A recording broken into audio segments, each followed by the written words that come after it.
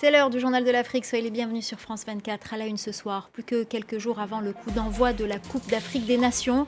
Pour l'occasion, nous consacrons une grande partie de notre édition à l'événement. Nous irons à Yaoundé, au Cameroun, pour prendre la température avec notre correspondant. Et nous ferons également un point sur les équipes favorites de la compétition. Et puis nous irons également au Sénégal. Les Lions de la Teranga sont souvent favoris pour la compétition, mais ils n'ont jamais remporté la CAN. Pourquoi cet échec? Notre correspondant à Dakar, Elie Mandao, a peut-être la réponse. Reportage à suivre.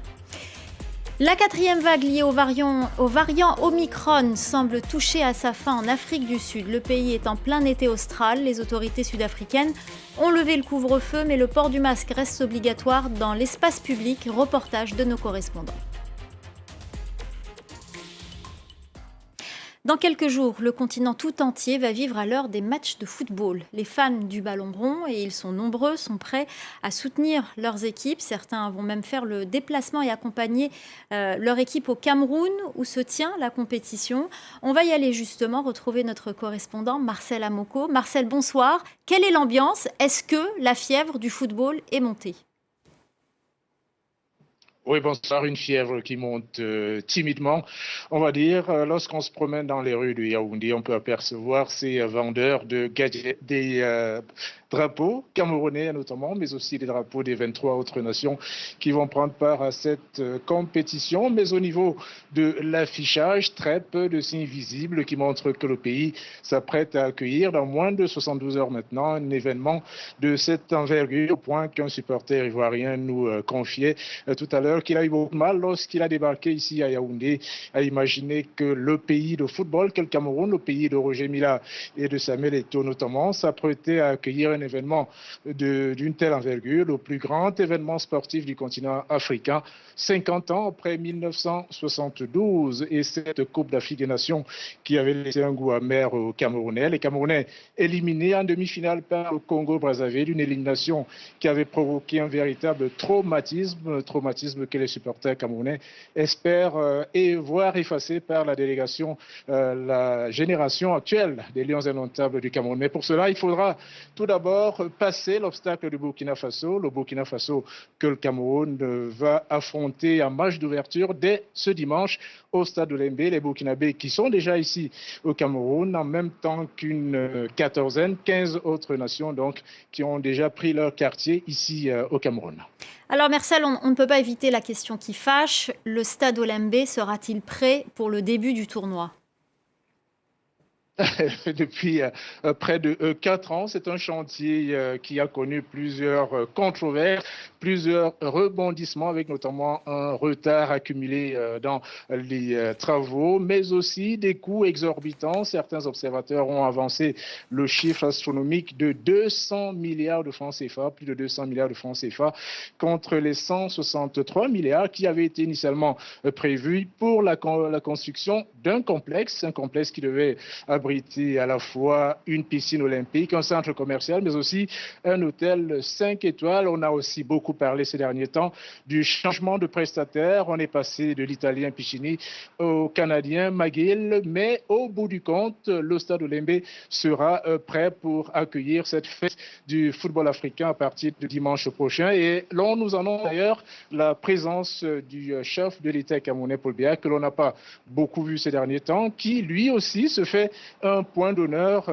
d'assister, de prendre part à ce match d'ouverture, donc à cette cérémonie d'ouverture qui va se tenir à partir de 17h au stade de Lembe, ici à Yaoundé. Et cela va donc marquer le coup d'envoi de cette 33e édition de la Coupe d'Afrique des Nations de football. Et on suivra bien évidemment ça sur France 24 avec vous, Marcel Amoko, mais aussi avec nos équipes sur place, Benoît Perrochet, Cédric Ferreira, Simon Harding, Armel Co et bien d'autres.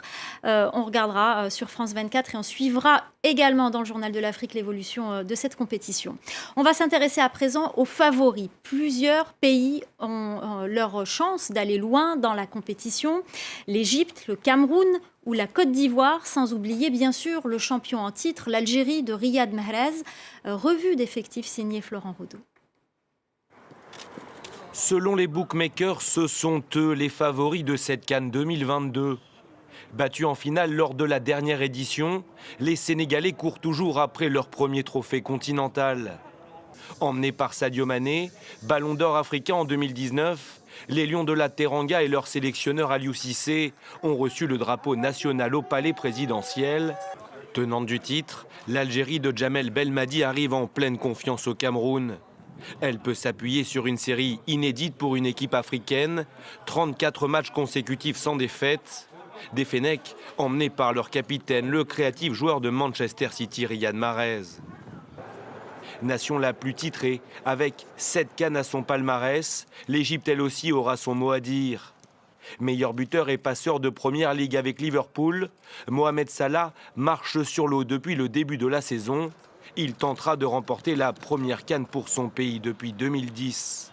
Plusieurs outsiders, à commencer par la Côte d'Ivoire. Des éléphants qui comptent dans leur rang Sébastien Haller, 10 buts en seulement 6 matchs de Ligue des Champions cette saison.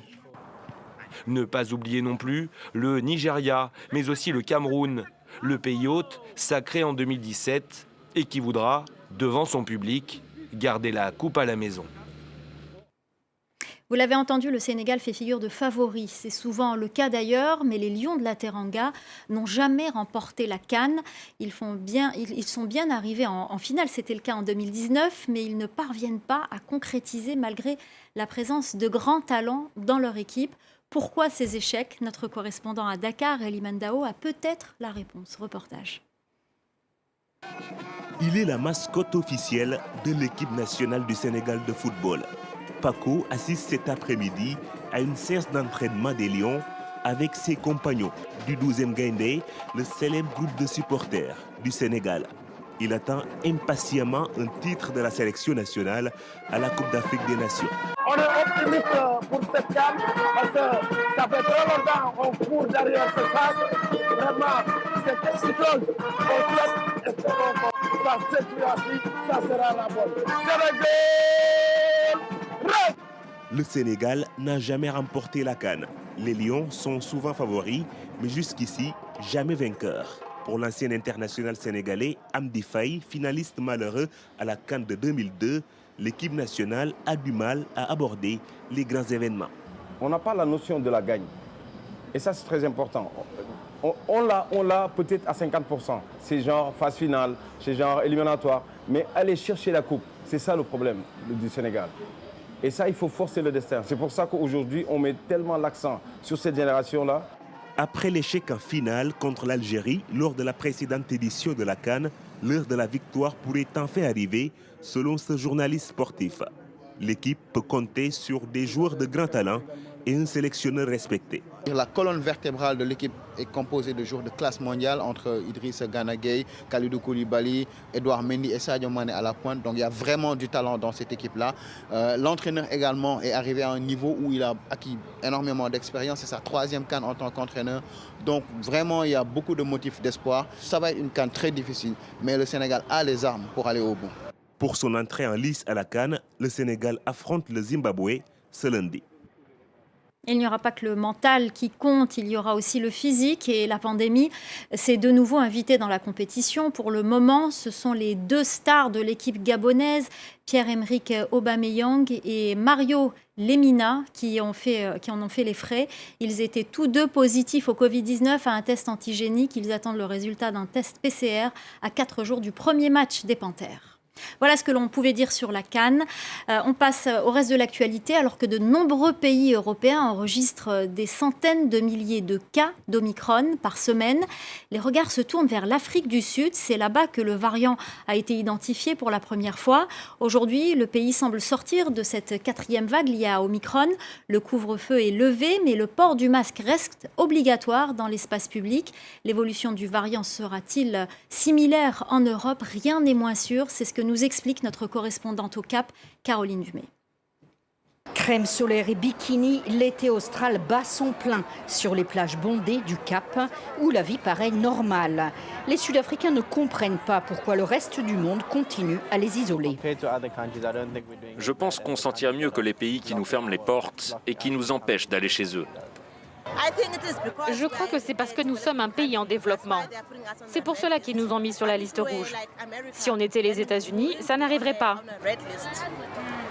Un pays en développement qui a quand même découvert le variant Omicron et qui continue à l'étudier. Dans ce laboratoire de Durban, on a analysé les 2/3 des échantillons Covid du continent africain. Les scientifiques sud-africains, qui sont à la pointe de la recherche mondiale sur le Covid, ont publié plusieurs études aux conclusions similaires. Le variant Omicron a provoqué des formes moins graves de la maladie que les autres variants. Ce variant peut toujours rendre très malade et peut même être mortel. Mais pour ceux qui ont une immunité, qu'elle provienne de la vaccination ou d'infections précédentes, le risque de tomber très malade est vraiment bas. Les hôpitaux sud-africains n'ont jamais été saturés avec le variant Omicron. Les experts pensent que la population a développé une immunité collective lors des vagues précédentes. Face à une situation sanitaire bien maîtrisée, les autorités n'ont donc pas voulu reconfiner. Même s'ils encouragent la vaccination, 40% de la population adulte est désormais vaccinée. L'Afrique du Sud a surmonté rapidement sa 4e vague de Covid. Mais l'exemple sud-africain n'est pas forcément applicable au reste du monde, car la population est différente. Elle est plutôt plus jeune que la population européenne ou américaine. Elle est aussi bien immunisée. Et surtout, nous sommes ici au cœur de l'été austral. Les températures sont bien plus élevées qu'en Europe ou aux États-Unis. La rue maintient la pression contre le pouvoir militaire au Soudan. De nouveaux rassemblements se sont tenus à Khartoum, la capitale. 3 manifestants ont été tués selon des médecins. Laurent Berstécher. Sous une pluie de grenades lacrymogènes, la contestation se poursuit au Soudan. Des milliers de manifestants sont à nouveau descendus dans les rues de Khartoum jeudi pour dire non au pouvoir militaire. Seul un pouvoir civil peut diriger le peuple soudanais. Il n'y a pas d'autre solution pour le pays.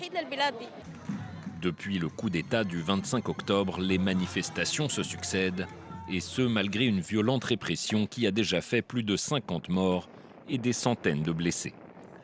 Un soulèvement populaire qui dénonce la prise de pouvoir du général Abdel Fattah al-Burhan, un coup d'État venu enrayer la transition démocratique amorcée suite au départ du dictateur Omar el-Béchir en 2019. Je suis venu aujourd'hui pour demander une vraie transition démocratique. La vérité, c'est que la révolution soudanaise n'a pas réussi à accomplir les objectifs fixés en 2019. Dimanche, le Premier ministre Abdallah Hamdok annonçait sa démission face à l'ampleur des manifestations. Un temps acclamé par la rue, il avait perdu le soutien du peuple après la signature d'un accord d'entente avec les putschistes en novembre. Le pouvoir militaire indique maintenant vouloir le remplacer au plus vite, mais la communauté internationale met en garde. La nomination unilatérale d'un nouveau chef du gouvernement pourrait finir de saper la crédibilité du régime de transition. La restitution par la Belgique de la dent de Patrice Lumumba a de nouveau été reportée. Il s'agit du seul reste de l'ancien Premier ministre congolais. Le héros de l'indépendance avait été renversé puis exécuté par des séparatistes de la région du Katanga avec l'appui de mercenaires de la Belgique, ancienne puissance coloniale. Un commissaire de police belge avait affirmé des décennies plus tard avoir prélevé la dent de Lumumba avant que son corps ne soit dissous dans de l'acide. Cette restitution et une série d'hommages avaient déjà été reportés en raison d'une hausse exceptionnelle des cas de Covid-19.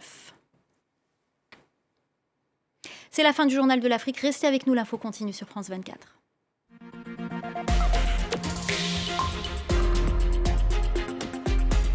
Chaque semaine, entrez dans les coulisses des batailles économiques.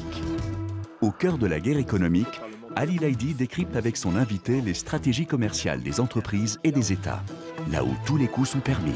L'entretien de l'intelligence économique, présenté par Ali Laïdi. À voir sur France 24 et sur France24.com.